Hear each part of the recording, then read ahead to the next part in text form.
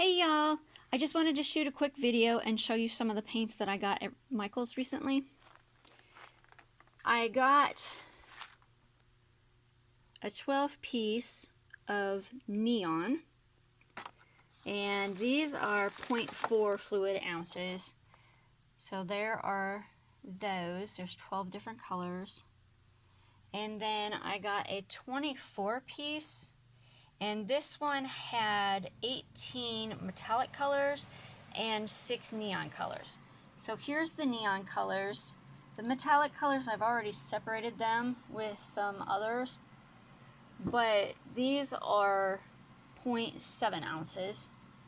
And then I got a 48 pack that were also 0.7 ounces. And here's some of them that were in there.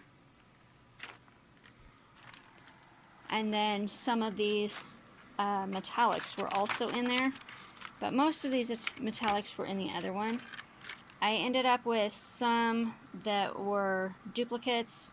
Like now I have 3 silvers and 3 old golds, 2 bronze, 2 coppers, 2 metallic blues, 3 whites, 2 reds. But that's okay. The bottles that I'm mixing them up in, it takes 3 of these size to mix up this size of bottle. This is an 8-ounce bottle, and so it's kind of a hassle to do it. But my reasoning behind getting these is so that I could get a whole bunch of different colors, and then I can try them out, see what I like.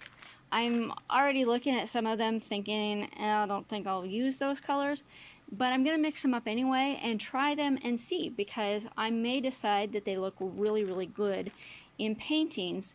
But I wanted to get these sets when they were on sale so that I could find out, spend a little bit of money on little tubes of them, see if I like them or not, because if I buy one in a bigger tube and I don't like it, then I've just wasted a lot of money.